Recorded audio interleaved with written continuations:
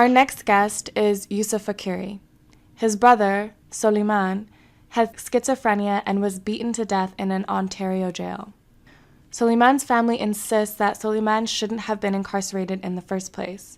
We're going to talk more to Yusuf after this, but for our listeners, how does the horrible story of Soliman's death inform our understanding of decarceration?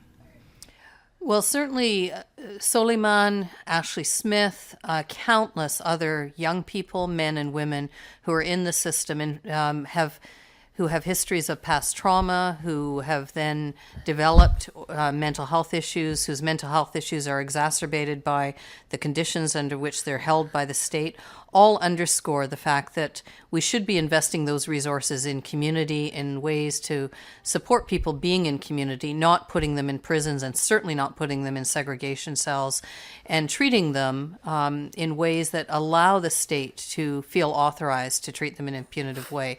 And when we see people treated in these ways, it's not that you start out with a whole bunch of people generally going into prisons, staff members intending to brutalize people.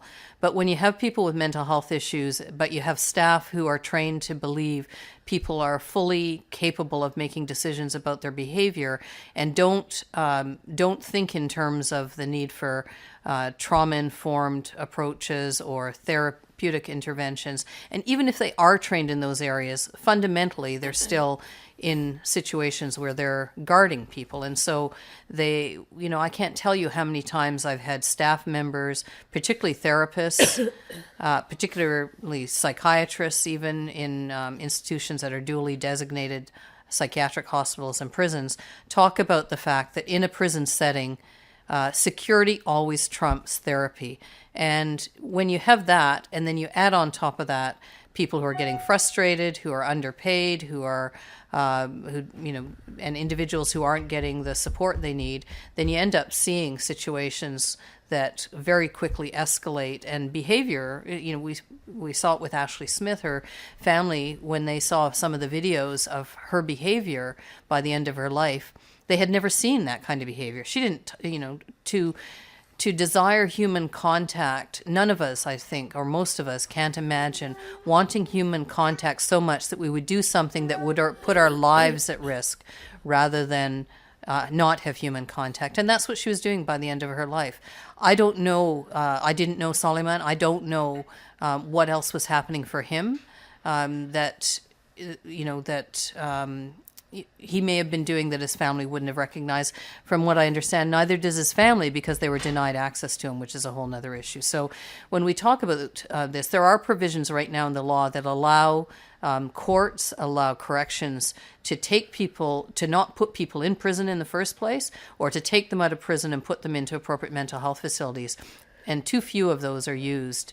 And I think Soliman's case is emblematic of why we need to be demanding that people not be incarcerated in the first place, particularly if they have mental health issues. And if they are, as soon as that becomes apparent, that they should be decarcerated immediately.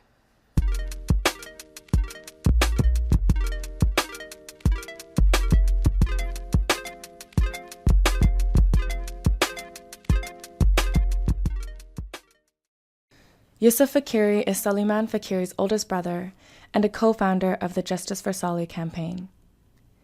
The Justice for Soli campaign was founded after the tragic death of Soliman Fakiri, a 30-year-old Canadian man who was killed by guards on December 15, 2016, while temporarily in custody at a provincial correctional facility in Lindsay, Ontario.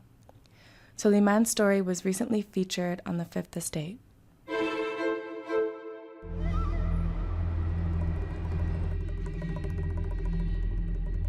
This is incident KL16010-348, the death investigation of Soliman Fakiri.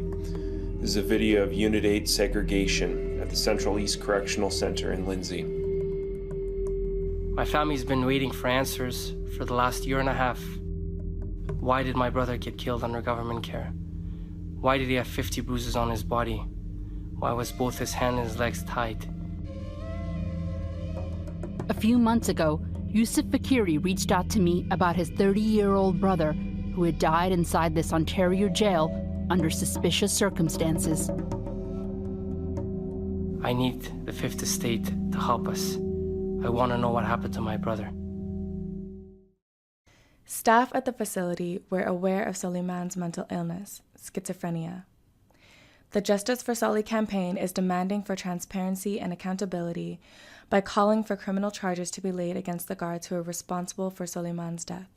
Next, we speak with Soliman's brother, Yusuf. So, Yusuf, tell me about your brother. What was he like? Soliman, there's so many things I could take all day to describe him, but he was a man known for his brilliance.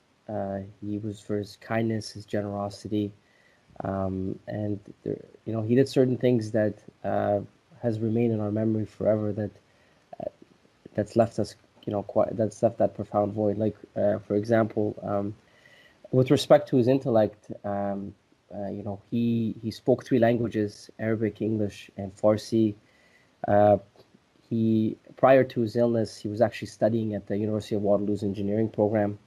And even in high school, while he was a straight A student, he played on both the rugby and the football team. So he's a man with many talents, and that was a constant theme throughout his entire life. And even after his illness, although he did not finish his university studies, he ended up picking up the 3rd language that I just mentioned, Arabic. That was his intellect. In terms of the character, he had one of the best characters you could ask for anybody. He was extremely, extremely generous to everyone around him. For example, like, there was one time when, like, I think this was a few months before his death. It was the winter.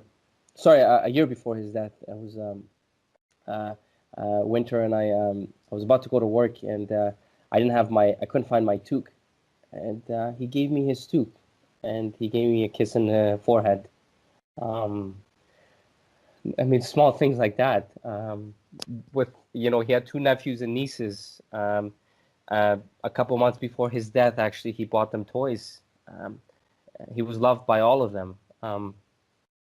And he had a special relationship with every single family member. And then that's probably been the most difficult part for my family. My mother and Soliman and my mother were best friends. He actually taught her Arabic. He taught me personally how to pray. He taught my youngest brother how to drive. And to the nephews and nieces, he was their favorites because he showed this insatiable love that no one else in the family could. And this is considering that someone that was struggling with such a difficult illness. So I could talk all day, but those are some things of Soliman. You two must have had a pretty special relationship because he was right under you, right? He was 2 years younger than you, and you're the eldest, so... Yes, we were very close. Growing up, there was this, as all siblings have, this rivalry, and usually the oldest, it's the youngest sibling that looks up to the oldest, but for us it was the other way around. I would always look up to him because he was very special. He was extremely special. Like he was able to walk into a room and make everyone around him smile. But him and I, like, there's times where, like, one time we got lost on a family vacation. It was just him and I, and we were both scared. We got lost in another country, and he ended up telling me, years later that, like, oh, see, I wasn't afraid, Yusuf, you were, right? Like, just this banter, and we would play video games together, and he'd always beat me and my other siblings in video games. So, what happened to your brother? So, he was temporarily taken into custody on December 4th, 2016, after an incident with the neighbors. My family was not there when this incident took place, taken into custody temporarily at the Central East Correctional Center. So when he was there for 11 days, and it was as if he was thrown into a dark hole to never be seen again. He left us as a healthy man, but he was given to us in a body bag. In those 11 days, we tried so hard to see him. My parents and my parents tried to see him 3 times. Myself and my younger brother tried to see him once. And to this day, we have not been given a reason as to why we weren't able to see him. We never were able to see him in those intervening 11 days. And the time that I went there, I told staff at the facility that Suleiman had a mental illness. So they were aware of this. In addition to the fact that at this time Suleiman was 30, he was diagnosed with his illness of schizophrenia when he was 19. So it was already 11 years documented. But I told staff there and they were aware. And a couple of days before his death, an arrangement was made for him to be transferred to the Ontario Shores Centre for Mental Health. And my family was very happy about that, for Suleiman to get help, to be in a place that can help him. And in the end, that's probably one of the most tragic parts of his story is that he was supposed to get help, and his help was on the way when he was supposed to be transferred. He was waiting for a bed, and instead, on that climactic day of, that fateful day of December 15, 2016, he mercilessly lost his life at the hands of the very individuals that were supposed to take care of him and protect him. And according to the coroner's report, there was 50 bruises on Suleiman's death, 50. None were related to life-saving attempts. None were self-inflicted by him. 50 bruises, his legs were tied, his hands were tied. More than a dozen guards, as I understand, were involved. He was pepper sprayed twice and he had a spit hood. They mercilessly took his life. And the tragedy in all this is that accountability hasn't been served. And, since his death, my family has been struggling with that pain. But he endured a level of violence that no human being deserves. And he endured a level of violence that a man of his vulnerability never deserved either. He was, he needed help. Instead, he got fists. Instead, he got fists and cuffs. He needed a doctor. Mm-hmm.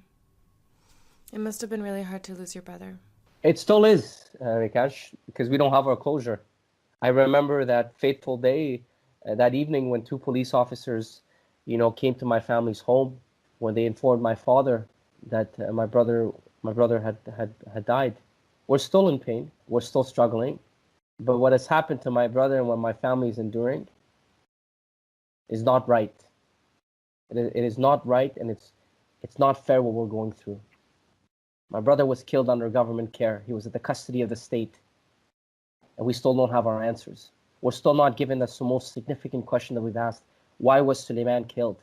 To this day, we don't have that answer. So how did the Justice for Suleiman campaign come to be? So after Suleiman's death, my family, we were struggling a lot. And but it was a conscious effort for my family. We had to speak out.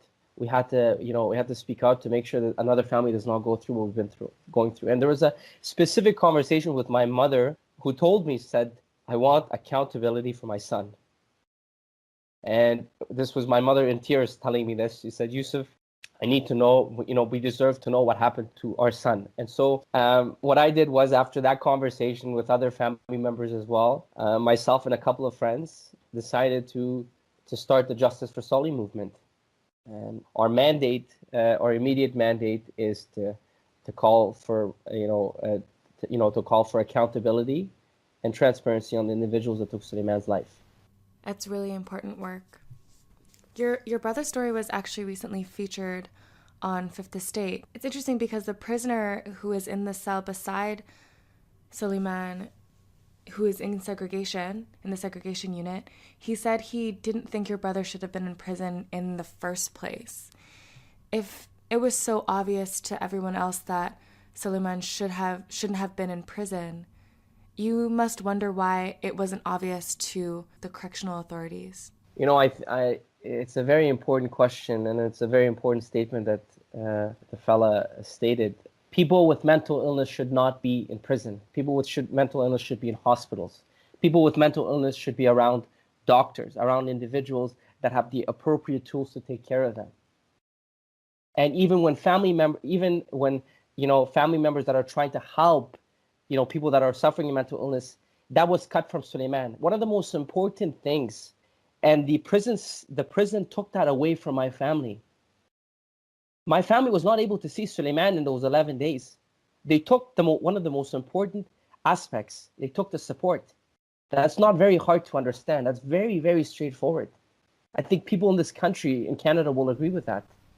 So we're talking about imagining a future beyond prisons on this episode, and I'm wondering if you could paint a picture of what it would look like when someone needs mental health supports and someone needs community support and the government systems are supporting them as well. What would that look like in your opinion? I hope for a society where someone like Suleiman or Jocelyn Saint-Amour or Ashley Smith, where they are treated with compassion, they're treated with empathy, they're treated in a society or in an institution that is supposed to take care of, meet their needs, that they're not segregated, that they're not isolated, that they're not left alone to rot and die. You know, a society that gives them what they deserve, gives them what is their right. But I envision or I imagine a society where people like Suleiman would be treated by a doctor, where his family is able to support him, where family is allowed to support him, things that were not given to him.